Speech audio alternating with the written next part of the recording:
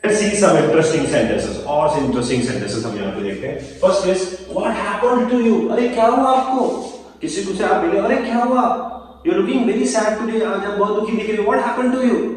तो आपको जवाब देगा, यार आज है ना, I don't feel like eating anything. कुछ है ना, खाने की इच्छा नहीं कर रही है यार. आज है ना, किसी से बात करने की इच्छा नहीं कर रही है, पढ़ाई करने की इच्छा नहीं कर रही है, बाहर जाने की इच्छा नहीं कर रही है, तो कुछ भी करने की इच्छा नहीं कर रही है. तो I don't feel like eating anything, I don't feel like talking to anybody. किसी से बात करने की इच्छा नहीं कर रही है. आई don't feel like going out, बाहर जाने की इच्छा नहीं कर रही. आई don't feel like watching TV देखने की इच्छा नहीं कर रही. आई don't feel like, remember this phrase, ये आपको फ्रेज ध्यान रखना पड़ेगा दोस्तों. आई डोंट फील लाइक, मेरी इच्छा नहीं कर रही है. Right? Your new house. Now you are asking for a new house. अब आपका नया घर कैसा है? वो बताया sir, my new house is very big, बहुत बड़ा है, and it is very airy, बहुत हवादार है. It is well ventilated, यहाँ पे अच्छा ventilation है. It is very convenient, इसमें सारी सुविधा है, तो बहुत सुविधाजनक है. It's very convenient. It's very lovely, बहुत प्यारा है. It's very big. तो आप कुछ भी बता सकते हो. Our new house is very airy, it's very big, it's very lovely and very convenient. यानी कि airy मतलब होता है हवादार है, lovely मतलब प्यारा है, big मतलब बड़ा है, convenient मतलब सुविधाजनक है, spacious मतलब जिसमें काफी जगह है. तो our new house is this.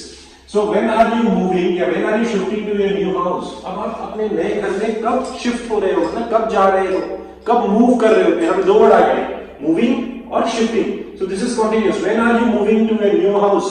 आप अपने नए घर में कब शिफ्ट कर रहे हो, राइट? तो अब इसका आंसर क्या हो जाएगा? We shall shift to our new house after a month.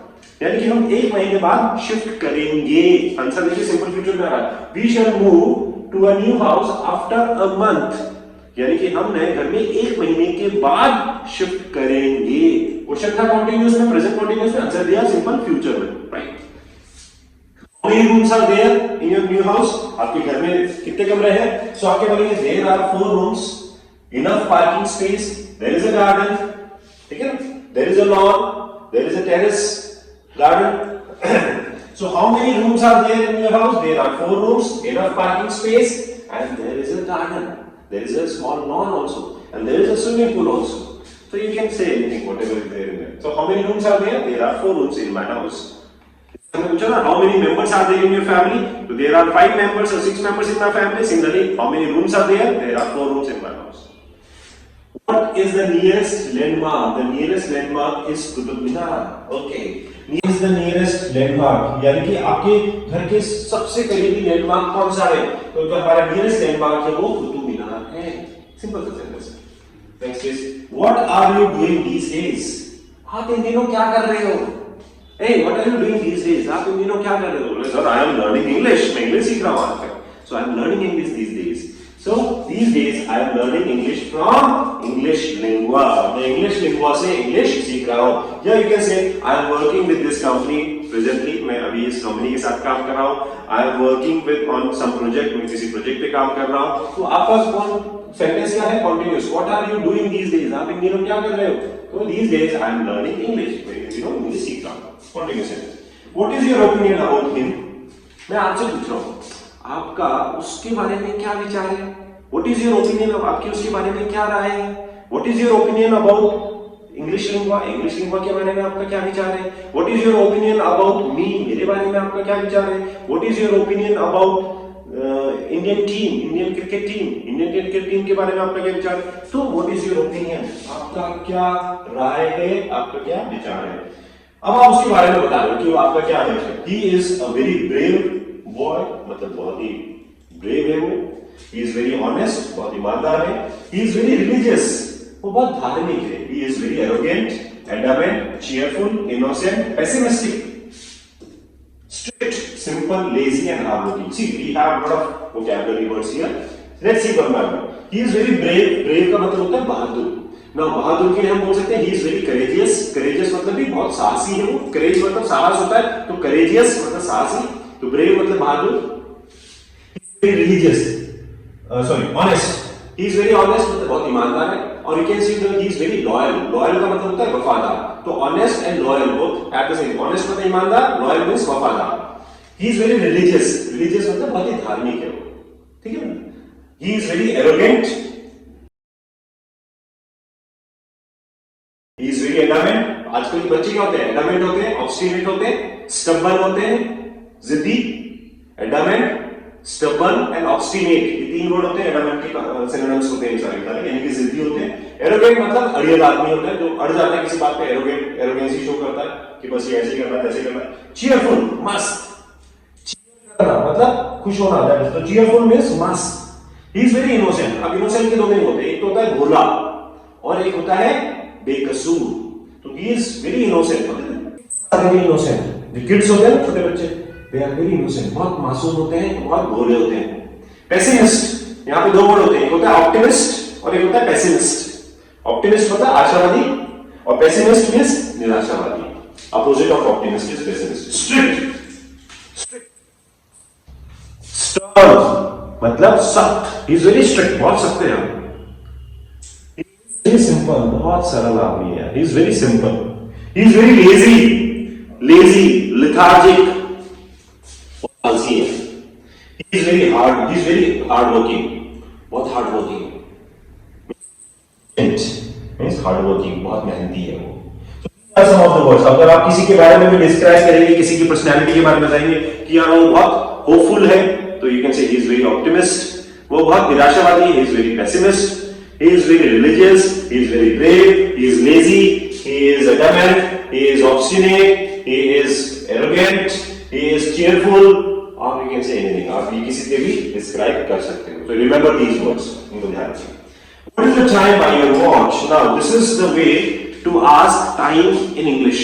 What is the time by your watch? मतलब आपकी घड़ी में कितना समय हुआ है? मतलब कितना टाइम हुआ है? What is the time by your watch? So what is the time by your watch?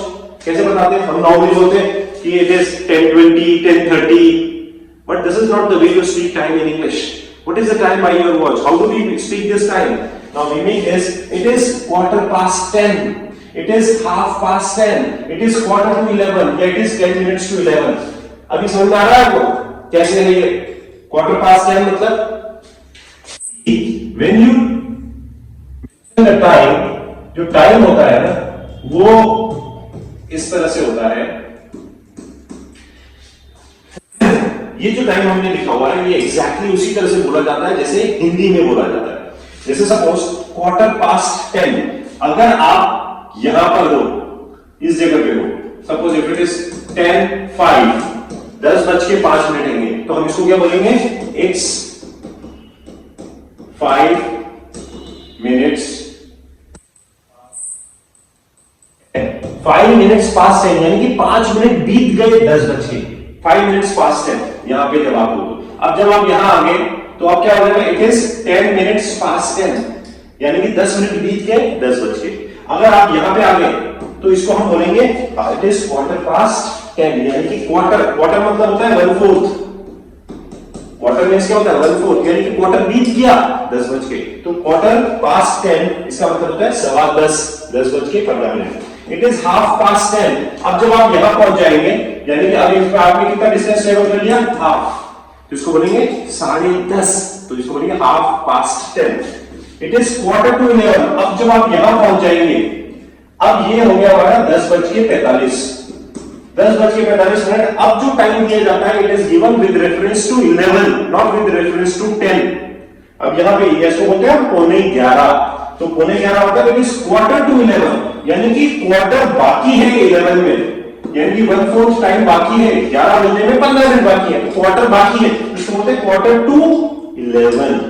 Remember, and it is 10 minutes to 11। अगर यहाँ पे बोलेंगे 11 बजने में 10 मिनट, यानी कि 10:50 हो रहे हैं, तो हम बोलेंगे 11 बजने में 10 मिनट बाकी हैं, तो इट इज 10 minutes to 11।